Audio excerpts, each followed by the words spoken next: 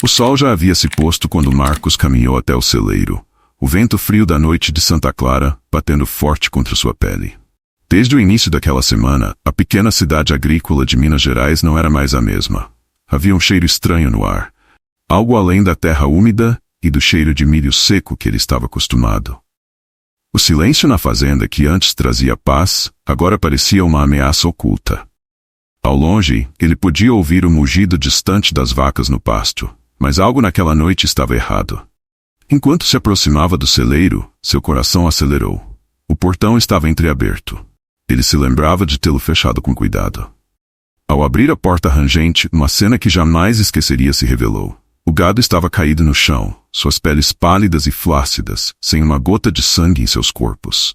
O horror o atingiu como uma pancada. Aquilo não era obra de predadores comuns. Naquele momento, ele soube que a velha história que seu pai contava sobre as criaturas da noite que espreitavam nos campos era real. O som da noite não era o mesmo desde o primeiro ataque. Marcos e os outros fazendeiros da cidade já haviam perdido mais da metade do gado em questão de dias, e todos estavam à beira do desespero. A cidade de Santa Clara, sempre próspera e tranquila, havia sido tomada por um pânico que eles não sabiam como explicar. Naquela mesma noite, durante uma reunião na pequena igreja local, um velho morador, João Clemente, levantou-se com os olhos carregados de medo e culpa. "Vocês sabem o que está acontecendo. Isso já aconteceu antes", disse ele com a voz rouca e trêmula. Há muitos anos, a antiga família Prado, eles conheciam um segredo. Algo maligno vive nas terras deles. Sempre viveu. Ninguém ouve os sussurros da noite? A menção dos Prado trouxe uma onda de murmúrios. A velha família nobre tinha desaparecido há gerações, mas suas terras ainda estavam ali, tomadas pelo mato, abandonadas, como se fossem evitadas pelos próprios fazendeiros da região. Marcos ouviu atentamente. Sempre desconfiou que aquelas histórias sobre os Prado e a terra amaldiçoada eram exageros, superstições contadas por velhos. Mas agora, com os corpos drenados de sangue, ele não sabia mais o que pensar. No entanto, tudo mudou na manhã seguinte. Quando abriu os olhos naquela manhã, a sensação de perigo parecia ter se materializado em seu peito. A esposa de Marcos, Ana, estava em pânico. A filha deles, Letícia, de apenas 8 anos, não estava no quarto. Ele e Ana a procuraram pela casa, o desespero crescendo. Encontraram-na desmaiada no quintal, com 2 marcas profundas no pescoço, o sangue escorrendo lentamente. Ana gritou de terror enquanto Marcos pegava a filha nos braços, o medo de perdê-la dominando seu coração. "Não pode ser, não pode ser", ele murmurava, tentando conter as lágrimas enquanto corria para o carro, com Ana logo atrás. Eles levaram Letícia ao único médico da cidade, o Dr. Ricardo, que examinou as marcas com uma expressão séria. "Essas feridas, elas parecem mordidas, mas não de um animal comum." Ele olhou para Marcos, seus olhos cheios de um terror que ele tentava esconder. "Eu já vi algo parecido. Quando era jovem, meu pai contou histórias sobre isso. Mas nunca pensei que fosse real." Marcos sabia o que o médico não ousava dizer. A cidade estava sendo atacada por algo que não era deste mundo. Algo que os antigos moradores dos Prado conheciam. Algo que eles nunca deveriam ter trazido para suas terras. Naquela noite, enquanto Ana cuidava de Letícia, que agora dormia profundamente após os cuidados do médico, Marcos se armou com uma velha espingarda e partiu rumo às terras dos Prado. Ele não estava sozinho. João Clemente e alguns dos outros fazendeiros o acompanharam, unidos de tochas e facões, prontos para enfrentar o que quer que estivesse à espreita naquelas terras esquecidas. A estrada que levava às antigas terras dos Prado era pouco usada, coberta por folhas secas e galhos quebrados. À medida que avançavam, o silêncio tornou-se opressor. Era como se o próprio ar estivesse denso, sufocante, como se algo os observasse das sombras. Chegaram ao casarão em ruínas, a mansão que antes era o símbolo da riqueza da família Prado, agora tomada pelo abandono e pela decadência. A noite estava pesada, e as sombras das árvores pareciam vivas, dançando ao redor deles com uma intenção malévola. Marcos liderou o grupo até a porta principal, que estava entreaberta, como se os convidasse a entrar. Ao passarem pela entrada, o ar ficou ainda mais gélido. O cheiro de podridão e mofo inundou suas narinas. O interior do casarão estava coberto de escuridão, mas o grupo avançou com as tochas levantadas, iluminando as antigas paredes cobertas de teias de aranha. Foi então que o viram. No centro da sala principal, uma figura alta e encapuzada os observava das sombras. Seus olhos vermelhos brilhavam na penumbra, e Marcos sentiu um calafrio subir por sua espinha. Vocês não deveriam estar aqui, disse a voz suave e sinistra ao mesmo tempo. Esta terra pertence a nós. A figura se moveu em um borrão de sombras, e o grupo recuou instintivamente. Marcos levantou sua espingarda, mas sua mão tremia. O medo tomava conta dele, mas a imagem de sua filha em seu leito o fez avançar. O que você quer? Marcos gritou, sua voz cheia de raiva e desespero. Por que está nos atacando? Vocês têm o que é nosso, respondeu a figura, um sorriso distorcido surgindo em seu rosto pálido. Sangue. É tudo o que sempre queremos. Antes que pudesse reagir, a criatura se lançou sobre um dos fazendeiros, que gritou em agonia enquanto era derrubado no chão. As tochas caíram, iluminando brevemente a pele pálida e os dentes afiados da criatura, antes de serem apagadas. Marcos sentiu o terror aumentar. Ele sabia que eles não tinham chance contra aquilo. Correu em direção à saída, gritando para os outros fazerem o mesmo. Mas o grito de João Clemente ecoou na escuridão, seguido por um silêncio mortal. Marcos sabia que não conseguiria salvar os outros. Tudo o que podia fazer agora era voltar para sua filha. Ele correu, sem olhar para trás, com o som de algo correndo nas sombras logo atrás dele. Quando chegou em casa, o sol já estava nascendo.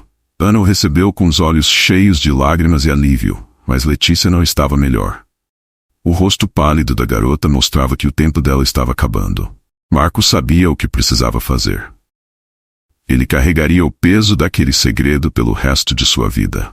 A criatura das terras dos Prado não poderia ser detida, e seu sangue agora fazia parte daquele ciclo eterno de horror. A cidade de São Roque do Vale, no interior do Paraná, permanecia como um testemunho de tempos antigos. Suas ruas de paralelepípedos e casarios coloniais, pintados em tons desbotados, contavam histórias de um passado longínquo. Ao redor da cidade, montanhas cobertas por névoa se erguiam como guardiãs silenciosas, envoltas em mistérios que pareciam pertencer a outra era. A brisa noturna trazia o aroma das flores de laranjeira e um frio que arrepiava até os ossos. Marina desceu do carro, o casaco pesado envolvido firmemente ao redor de seu corpo, enquanto seus olhos fitavam o casarão no topo da colina. Era ali que a história a levava, ou melhor, a lenda. Marina, uma historiadora local, dedicara anos ao estudo da cidade, às suas nuances e segredos ocultos. Mas essa lenda em particular sempre a fascinou. Era uma história que se contava em sussurros ao redor das fogueiras, passada de geração em geração, mas que poucos se atreviam a investigar a fundo.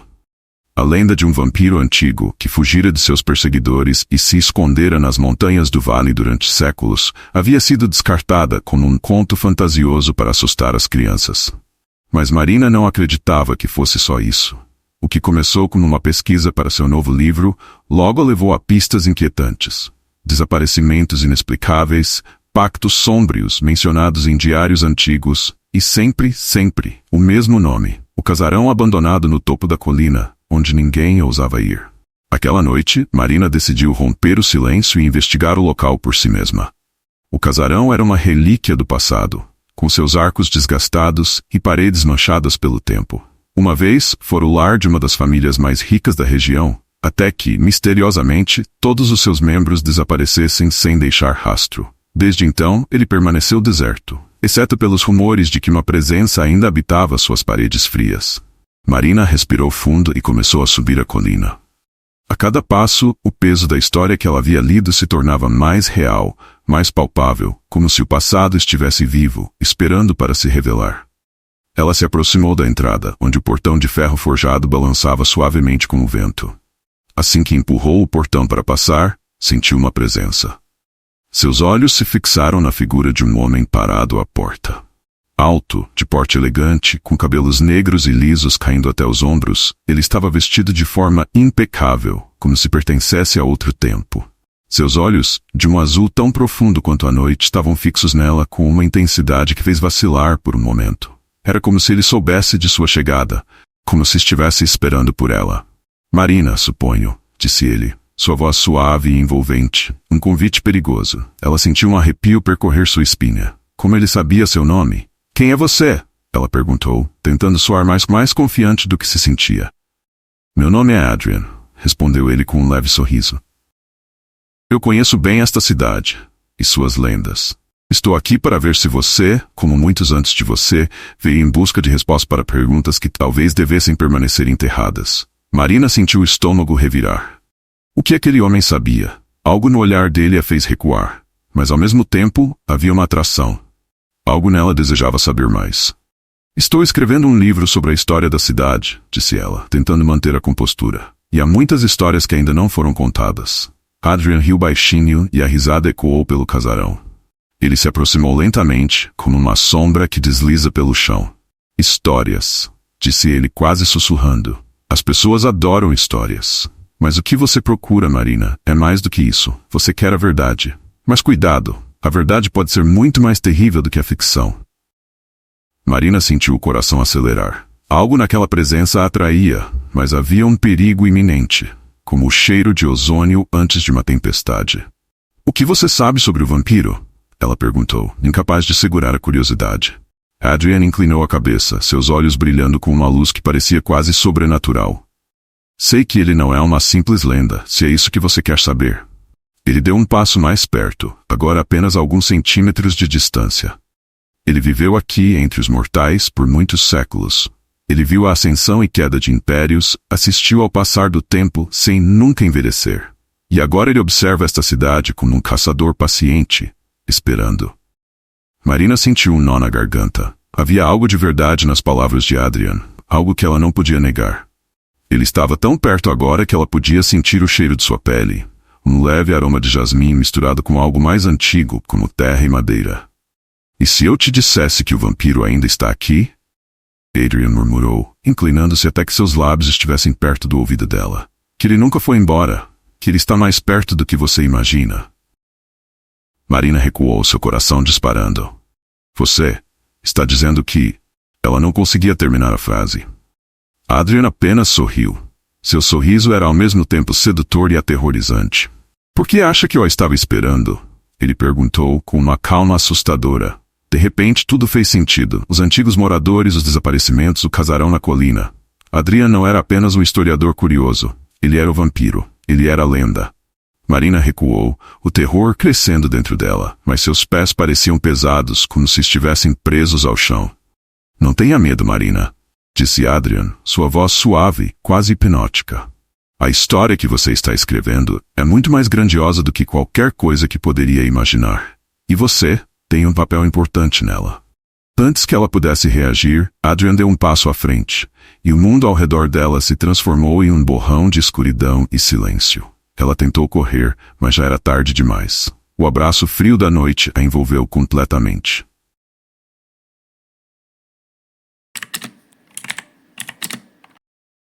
A estrada de terra sinuosa que levava à Serra Branca parecia infinita sob o céu escuro e sem estrelas. O vento quente que soprava entre as colinas trazia um cheiro pungente, algo entre a terra seca e a carne queimada. Jonas estava ao volante, com os faróis do carro iluminando a poeira que se erguia no ar. À medida que se aproximava de sua vila natal, um sentimento incômodo o invadia. O silêncio parecia gritar, e o vazio daquelas planícies era perturbador. A noite estava carregada, pesada, como se alguma presença invisível observasse seus passos. Jonas cresceu em Serra Branca, mas havia deixado a vila há muitos anos, atraído pela vida acadêmica e pela racionalidade do mundo urbano. Agora ele voltava para investigar os estranhos acontecimentos que haviam tomado conta do lugar. Animais mortos, completamente drenados de sangue, corpos desaparecidos e histórias que os moradores locais contavam com medo nos olhos. Algo terrível estava acontecendo, e a vila estava à beira de um colapso. Mas o que mais o intrigava eram os relatos de uma figura alta e pálida, com olhos vermelhos, que vagava pela noite.